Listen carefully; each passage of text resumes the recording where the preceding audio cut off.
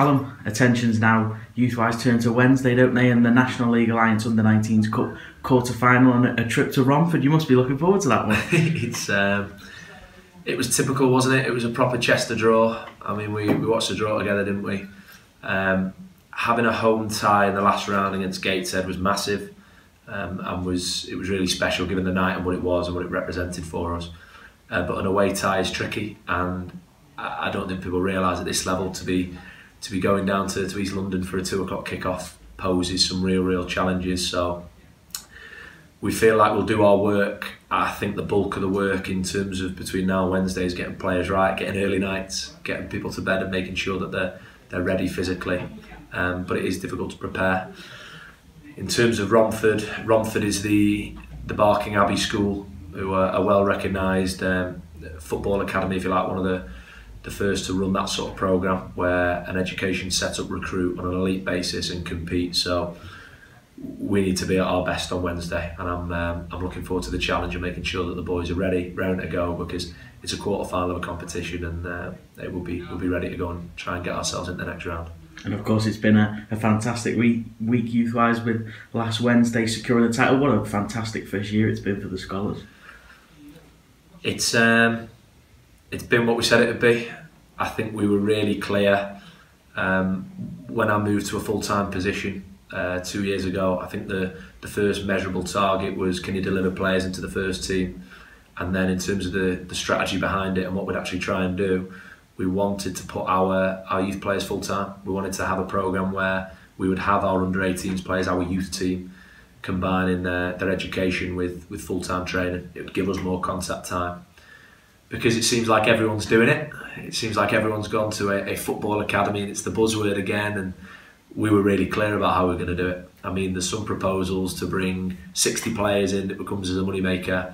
No, we were really clear that we'll go for quality, we'll recruit on an elite basis. I think the context needs to be applied to the achievement to truly understand what the boys have done. They've played in the National League Under-19 Alliance, the North West region, against hugely established programmes, against hugely older opposition. We've fielded an under-17 side, occasionally bolstered by an older player, never more than one in the squad. But certainly in the second half of the season, it's been babies, really young players, and they've been immense. And I think that group of players, you will really see a crop that will progress to the first team. But to have done that with, I think we've got 8 footballs in a bag downstairs, we're sharing bibs and cones, all the cliches with people. We've done it with really limited resource compared to what some can boast, but we've done it with terrific players and terrific people, and I was delighted for them on Wednesday and to see some brave decisions rewarded. And of course, in terms of that pathway, we'll look at the first team now, and Tom Crawford, a prominent role again in the derby yesterday, and recently as well we've had James Jones in England Sea call-up. Proud moments for you? It's been brilliant, hasn't it, the last few weeks? So I've sort of gone chapter and verse on what I think about Tom Crawford, and it's terrific to see a player that's come through. And obviously people talk about the local element, and there'll always be an attachment from the supporters, but his pedigree is immense in terms of where he's been, and I think he's been top draw. For James Jones to get his England C call up was fantastic, and for a lad that's captained the youth team, always played above his age group, for him to have had the opportunity to excel in the first team, but then to have done what he's done and to get the England call up, we're delighted for him and his family, and hoping to get down there on Tuesday to Barry, looking at some road routes that I've never seen before into South Wales. But again, you've seen Nathan Brown's had a little sniff, and hopefully he'll get to feature before the end of the season, and Matty Waters on the score sheet at Dagenham. Nobody does it like us at the moment. Nobody actually believes in their pathway the way we do at this level of football, and this is just the start. And I was so clear, and I think people took it with a pinch of salt as to what I said was going to be developed here and what we'd produce. It really was the start in terms of players, and you'll continue to see the Chester FC conveyor belt in terms of players coming out of the academy progressing the first team. And looking ahead to that last 8 tie on Wednesday now as well, how have the preparations been? Of course, with Romford, a blue and yellow kit and long travel for you, it's been an entertaining few weeks, hasn't it?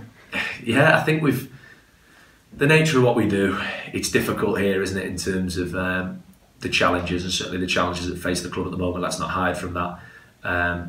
Both financial and logistical. We're going to leave here at 6:45, so the boys that I've joked before that get 2 ferries and a bus to get into Chester from North Wales, it's going to be an early night on Tuesday. We'll make sure of that.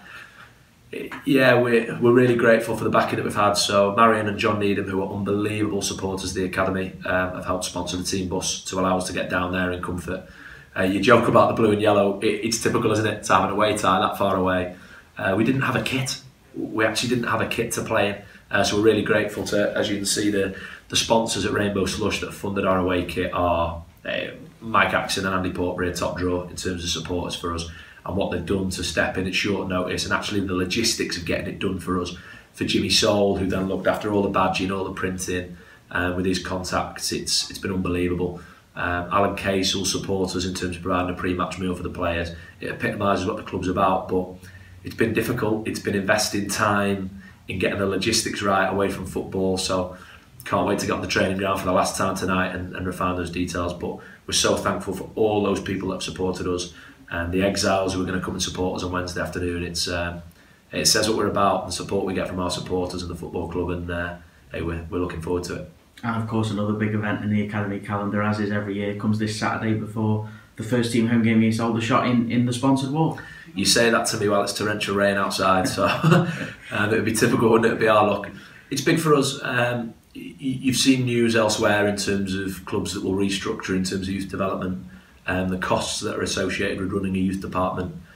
There's a shoestring, and then there's what we spend. It is tiny. It is genuinely peanuts, our cost. I've seen figures quoted that are not actually the cost of the football club, because we work very, very hard in terms of our fundraising. The Senior Blues Youth Foundation has been immense.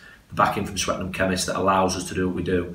But the sponsored walk is probably our major fundraiser. So desperate for the weather to hold for us, but we're looking forward to sort of showing in numbers. It'll be all our academy players, staff. It isn't too far. I've had to reassure some of the staff that they'll be able to get around the route. But hopefully some supporters and other members of the football club will be there to get behind it and raise some funds for the football club, because it isn't easy. It doesn't get any easier, as time goes on. I think the challenges that you face are ever increasing, and it's down to us to make sure we raise those funds to continue to produce the players that ultimately are going to break into that first team and hopefully add some value as we move on.